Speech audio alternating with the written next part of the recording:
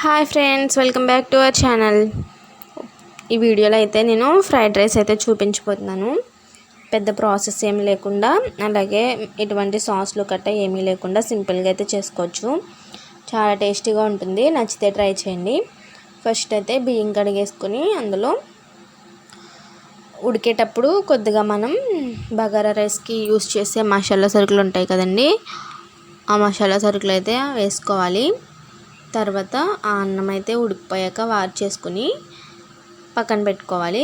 తర్వాత ఒక బాండి పెట్టుకుని అందులో 2 టేబుల్ స్పూన్ ఆయిల్ అయితే వేసుకుని హోల్ గరం మసాలా అయితే వేసుకోవాలి. మనం ఎంత స్పైస్ తినాలనుకోండి, చిన్నపిల్లలకి అయితే కొద్దిగా స్పైసీ అయితే తగ్గించండి. పెద్దవాళ్ళు అయితే ఎంత స్పైసీ అన్న తింటారు, కానీ చిన్నపిల్లలు అంతా తినలేరు కదండి.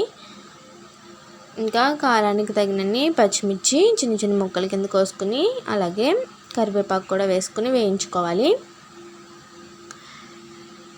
వేగిన తర్వాత ఆనియన్స్ కూడా చిన్న చిన్న ముక్కల కింద కోసుకుని ఆనియన్స్ని ఫ్రై చేసుకోవాలి. నేనైతే 2 ఆనియన్స్ అయితే తీసుకున్నాను.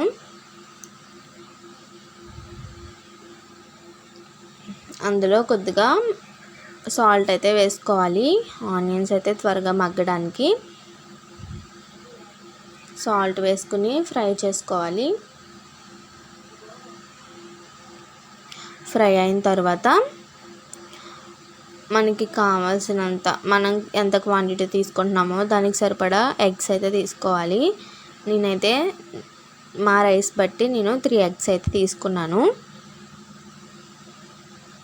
నేను తీసుకున్న రైస్ బట్టి అయితే 3 ఎగ్స్ అయితే సరిపోతాయి. అయితే 3 ఎగ్స్ అయితే తీసుకున్నాను నేను. అందులో కొద్దిగా పసుపు అయితే వేసుకోవాలి. పసుపు వేసుకుని ఫుల్గా అయితే మిక్స్ చేసుకోవాలి. చిన్న చిన్న ముక్కల కింద అయితే కట్ చేసుకుంటూ అయితే వేపుకోవాలి. టేస్ట్ అయితే చాలా బాగుంటుందండి. ఇందులో సాసులు గట్ట ఏమీ యూస్ చేయక్కర్లేదు. అలాగే కొద్దిగా కారం వేసుకుని, కొద్దిగా చికెన్ మసాలా,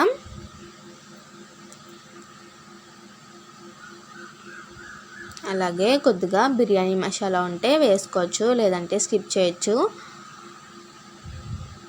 సాల్ట్ అయితే రైస్ వేసాక ఇంకా పడుతుందండి, అడ్జస్ట్ చేసుకుని సాల్ట్ అయితే వేసుకోవాలి.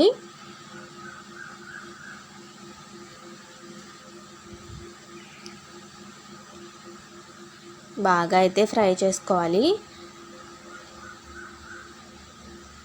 ఆయిల్ పైకి తేలే వరకు ఫ్రై చేసుకోవాలి. తర్వాత మనం కట్ చేసి పెట్టుకున్న కొత్తిమీర కూడా అయితే వేసుకోవాలి. దీనిలో మెయిన్ ఇంగ్రీడియంట్ ఏంటంటే కరివేపాకు అండి. కరివేపాకు ఎక్కువ ఉంటే ఈ ఫ్రైడ్ రైస్ అయితే టేస్ట్ చాలా బాగుంటుంది. తర్వాత మనం ముందుగా పెట్టుకున్న రైస్ అయితే వేసుకుని మొత్తం అంతా కలిసేటట్టు బాగా కలుపుకోవాలి. లాస్ట్లో కొత్తిమీర అయితే గార్నిష్ చేసుకోవడమే. దీని టేస్ట్ మాత్రం సూపర్ ఉంటుందండి. చిన్నపిల్లలకు కూడా పెట్టచ్చు. ప్లీజ్ సబ్స్క్రైబ్ చేసుకోండి.